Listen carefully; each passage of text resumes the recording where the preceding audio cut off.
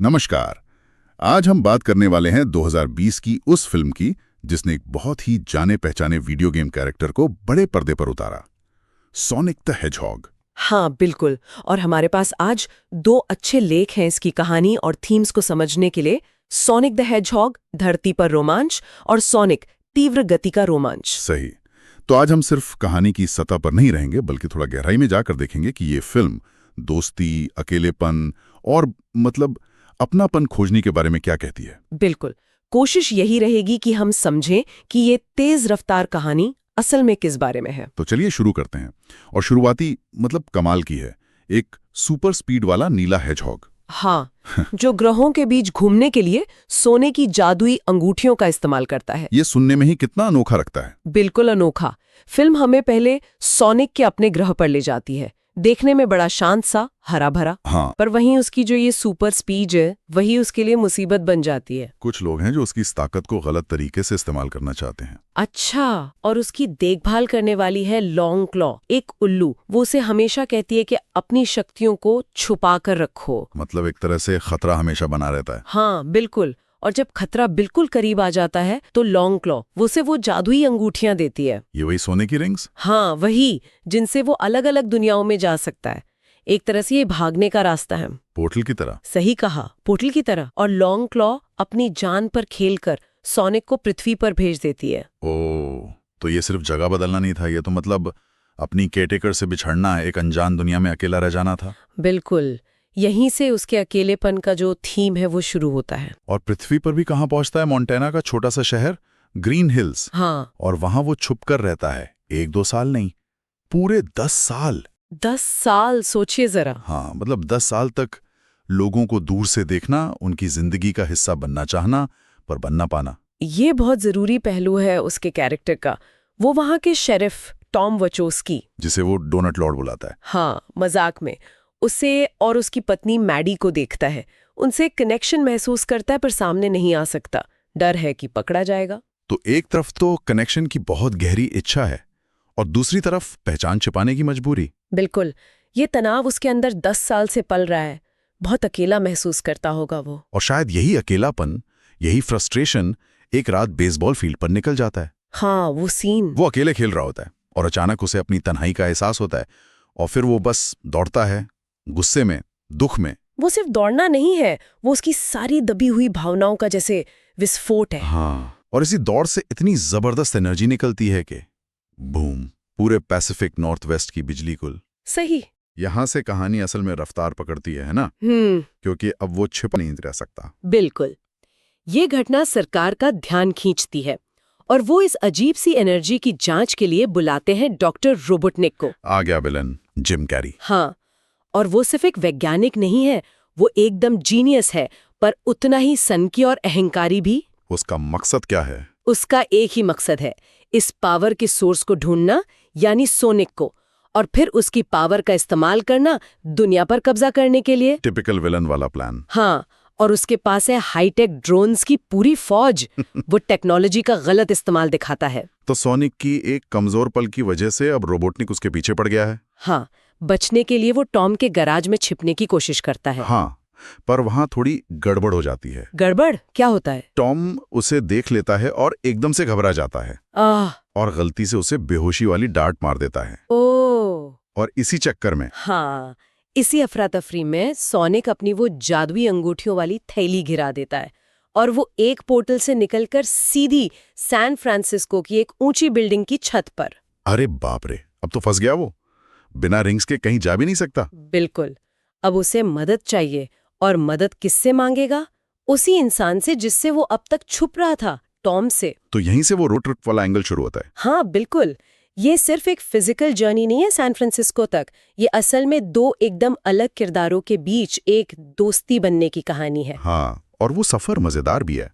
Sonic जो 10 साल से इंसानी दुनिया को बस दूर से देख रहा था, अब उसे जी रहा है। हाँ, उसकी वो बकेट लिस्ट है ना, वो सारे काम जो वो करना चाहता था, जैसे वो बार वाला सीन। हाँ हाँ हाँ, वो तो कमाल का है। जब सब कुछ स्लो मोशन में चला जाता है और सोनिक अपनी स्पीड से सबकी धुलाई कर देता है। बिल्कुल। और देखिए, वो सीन सिर्फ हंसी मजाक या एक्शन के लिए नहीं है, वहां पहली बार सोनिक अपनी शक्तियों का इस्तेमाल सिर्फ भागने के लिए नहीं बल्कि टॉम के साथ मिलकर लड़ने के लिए एक्टिवली पार्टिसिपेट करने के लिए कर रहा है।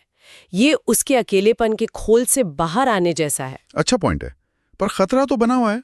रोबोटनिक पीछे लगा है अपने ड्रोन्स के साथ। हाँ, वो पीछा नहीं छोड़ता। और इसी बीच रोबोटनिक के हाथ सोनिक का एक कांटा लग जाता है ना? लड़ाई में गिर गया था शायद। हाँ, और ये बहुत बड़ी बात हो जाती है। रोबोटनिक जब उसे स्टडी करता है तो उसे पता चलता है कि इसमें तो अनलिमिटेड पावर है। ओह, ये उसके लिए एक तरह से खजाना मिलने जैसा है। वो इस पावर का इस्तेमाल करता है अपनी मशीनों को, खास तौर पर अपने उस उड़ने वाले एग पॉड को अपग्रेड करने में। मतलब अब रोबोटनिक और ज्यादा खतरनाक हो गया। बहुत ज्यादा।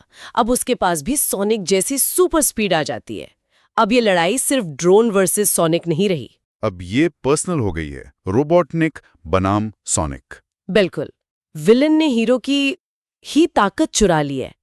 इससे टेंशन और बढ़ जाती है। तो फिर वो रोड ट्रिप, लड़ाइयाँ, बचना बचाना, आखिरकार वो सैन फ्रांसिस्को पहुंचते हैं, रिंग्स मिल जाती हैं। हाँ, मिल तो जाती हैं, पर रोबोटनिक उन्हें वहीं घेर लेता है।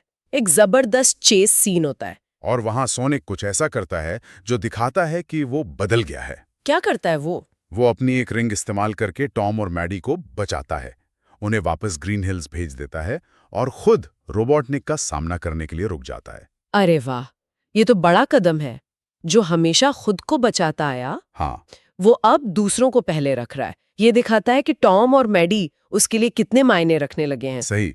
हालांकि वो भी एक रिंग से ग्रीन हिल्स भाग जाता है, पर अब फाइनल बैटल वही होना है। ग्रीन हिल्स में, जहां से सब शुरू हुआ था, वो जगह जिसे वो अपना घर मानता था, अब उसे सच में डिफेंड करना है। तो क्लाइमैक्स ग्रीन हिल्स में सेट है। रोबोटनिक अपनी नई पावर के साथ आता है। लगता है सोनिक हार जाएगा। हाँ, एक पल के लिए तो ऐसा ही लगता है रोबोटनिक बहुत पावरफुल हो गया है। लेकिन तभी कुछ बदलता है। क्या? उसे एहसास होता है कि वो अकेला नहीं लड़ रहा। टॉम और मैडी उसके साथ हैं। और सिर्फ वो ही नहीं, शहर के लोग। हाँ, ग्रीन हिल्स के लोग जिनसे वो सालों से छुपता फिर रहा था, वो अब उसे बचाने के लिए सामने आते हैं। वो उसे अपना मानते हैं। ये बहुत इमोशनल मोमेंट है। उसे वो स्वीकृति मिल जाती है जिसकी उसे तलाश थी। बिल्कुल। और यही अपनापन, यही सपोर्ट उसे वो हिम्मत देता है जो उसे चाहिए।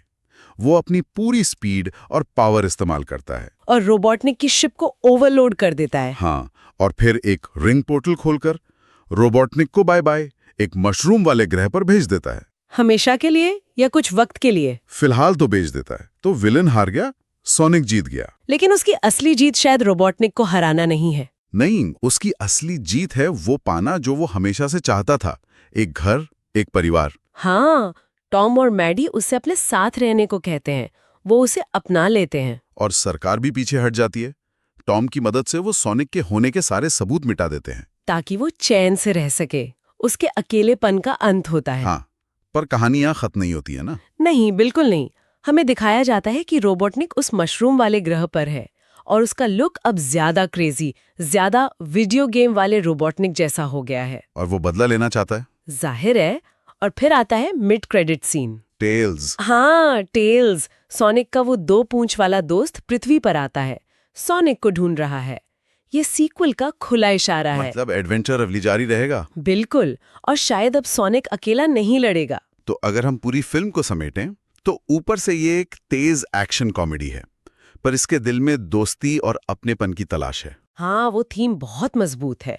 सोनिक का सफर एक अकेले एलियन जैसा महसूस करने वाले से एक हीरो बनने तक का है, जिसे आखिरकार एक कम्युनिटी मिलती है। और वो अकेलापन बनाम जुड़ाव वाला जो पॉइंट था, वो पूरी कहानी में चलता है। उसका हर एक्शन या तो उसे और छिपाता है या फिर कनेक्शन बनाने में मदद करता है। और हाँ, अच्छा बनाम बुरा तो है ही, सोनिक का अच्छा दिल और रोबोटनिक का पावर का लालच। पर मुझे लगता है ये कहानी सोनिक के खुद को एक्सेप्ट करने के बारे में भी है।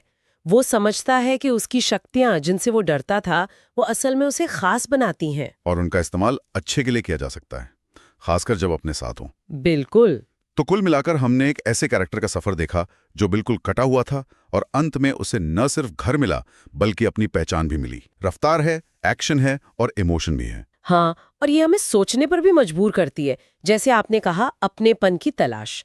हम सब कहीं ना कहीं चाहते हैं कि हमें स्वीकार किया जाए, है ना? हाँ बिल्कुल। खुद को जाहिर करने में रिस्क है। जरूर है। लेकिन शायद वही रिस्क उठाकर ही वो कनेक्शन, वो अपनापन मिलता है जिसकी हम सबको तलाश है।